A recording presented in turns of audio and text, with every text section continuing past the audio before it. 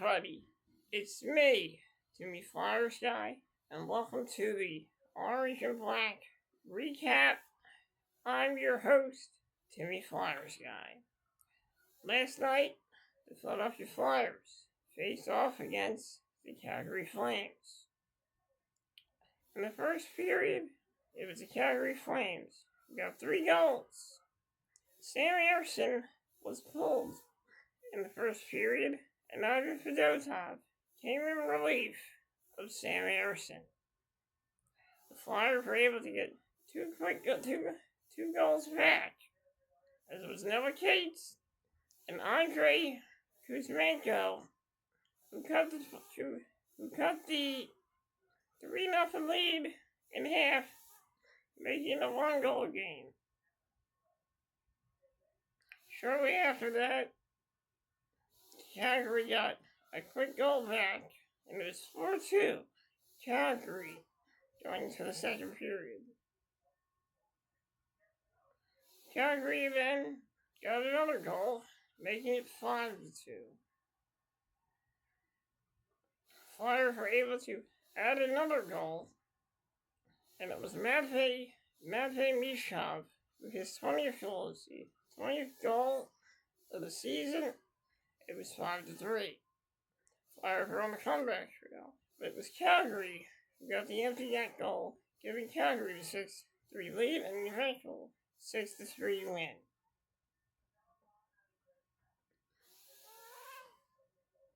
Flyers fall to the Calgary Flames 6-3. This was a tough one. I gotta admit, the Calgary Flames, they hustled us last night. And I gotta tell you, it was a tough one last night. But, the quest for the postseason isn't over, Despite losing, the quest of the postseason still continues for this Flyers team. And one thing is, the thing that this Flyers team was, maybe they got a little too overconfident last night, and maybe they did take the Calgary Flames lightly. Honestly, I think they did. And the fact that the Flyers gave up those 3 goals, the real reason they lost is giving up those 3 goals. When you give up 3 goals in a hockey game, you become vulnerable. So last night, the Flyers were a vulnerable hockey team last night, giving up 3 goals. And when you're trying to come back, that vulnerability affects the team. And that's what affected the Flyers last night. The vulnerability of trying to come back. And the other team could sense that the Flyers were trying to come back, and they were doing everything they could to keep them from coming back. And I gotta tell you, Sam Ersson, I don't know what happened with him. It was an off night. Sometimes that happens. That happens to even the best goalies have off nights, and Sam Ersson had an off night last night. So I'm not blaming any of the goals on him, but the Flyers, the defense just lost last night. The defense was not good in front of Ersson. Wasn't good in front of Fedotov either. So Flyers really left their goalies out to dry last night. And it's another factor in why the Flyers lost. And I know a lot of people are going to say this and that, saying the Flyers lost to a bad team. Flyers should have never traded Frost and Farabee and all this stuff. I heard it all before. And for me, it goes out in one ear and out the other, because I tune it out.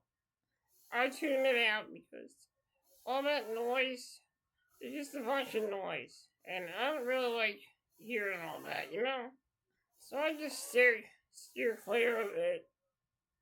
And I just tune it out. You see, I'm like a TV remote. If I don't like hearing something, I mute it. And that's what I do. I tune it out and I mute it with my mind. And I'm gonna give up on this hockey team. I honestly think that this team has a shot at making the postseason. And despite losing last night, I think the Flyers know what they have to do. They know that they want to make the postseason. They want to do it for the fans.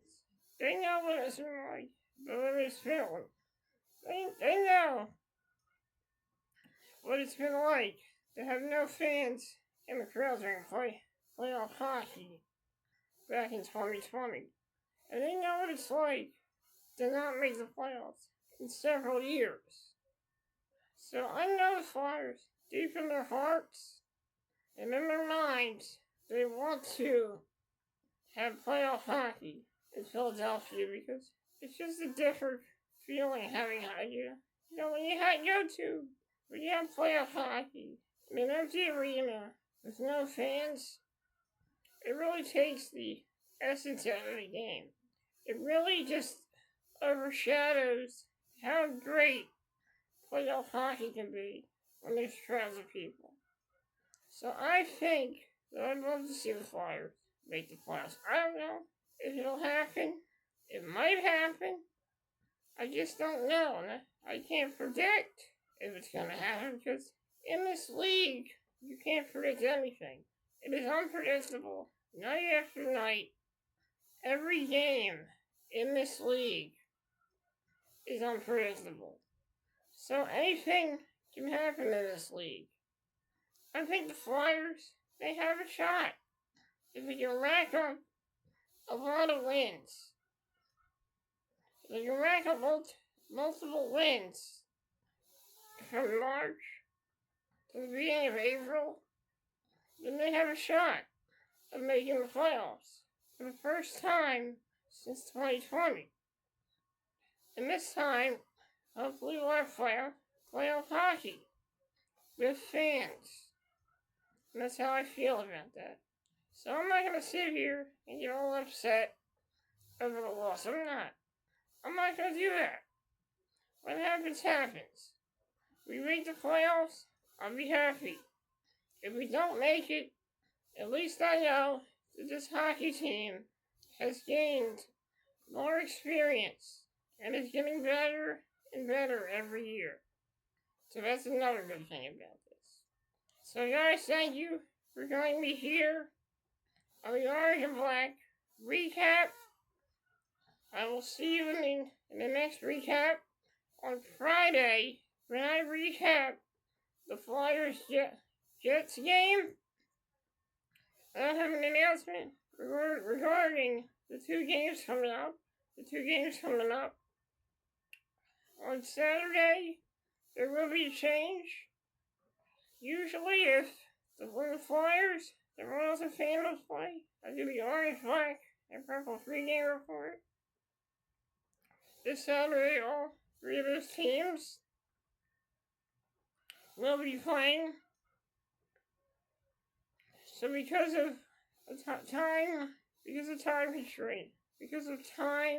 constraints, I will have pregame coverage of the Flyers. I will have pregame coverage of the Flyers Kraken game